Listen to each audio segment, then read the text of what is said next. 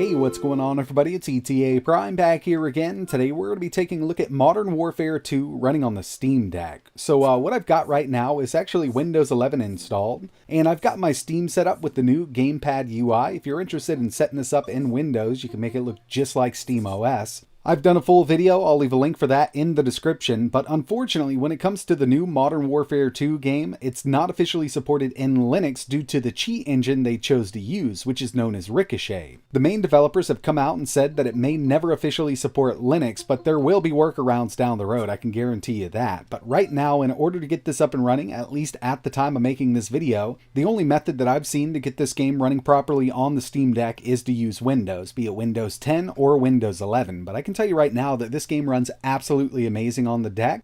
And in this video, we're going to take a look at performance across the board. We're going to run the built-in benchmark, we're going to test some single player and multiplayer. I'll also show you the settings that I'm using here. But for big fans of this game who really want to play it on the Steam Deck, it might be worth setting up a dual boot system with SteamOS and Windows to get this up and running, because I mean, playing this with the Steam Deck while you're on the go is actually really awesome.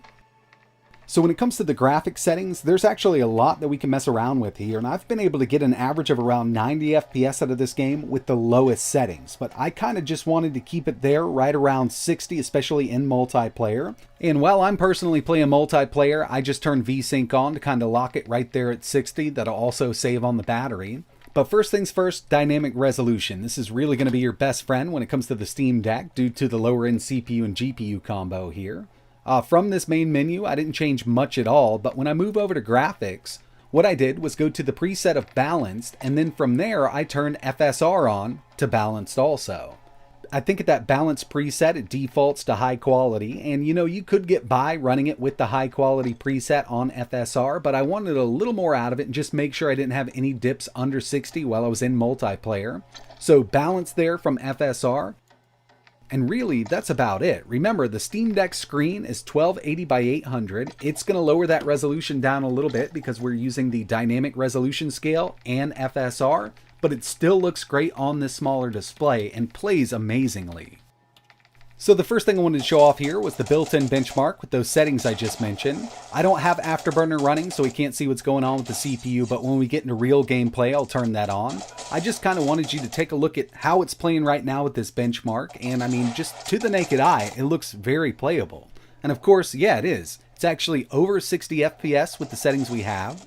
And like I mentioned, we've got more settings that we can take down. We can get an average of 80 FPS out of this game on the Steam Deck using this benchmark, but it will degrade the quality of the image. And you know, we're already working with a lower resolution image, so I'd say this is kind of the sweet spot.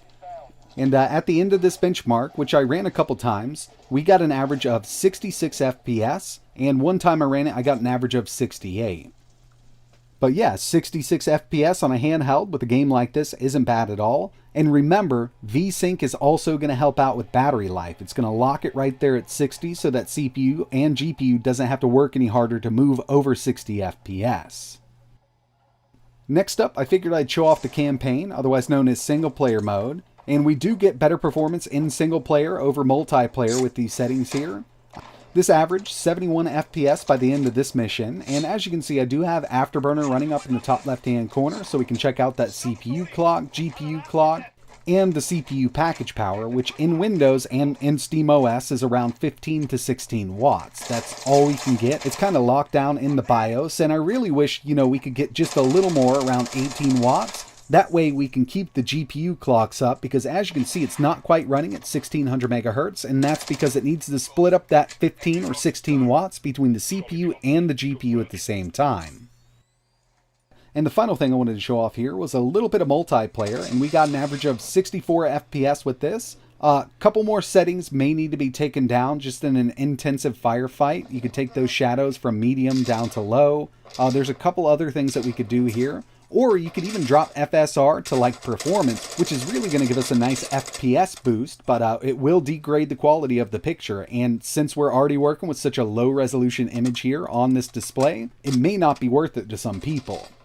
But I do have to say that this is very playable, kind of at that balanced preset with a few little tweaks, and if you need a little more out of it, there's always more that we can drop down in this game. But overall, it does work really well on the Steam Deck, and hopefully we get real official support in Linux or SteamOS. But at the time of making this video, due to the Ricochet cheat engine, we're kind of limited here to Windows, and I know that we will get workarounds.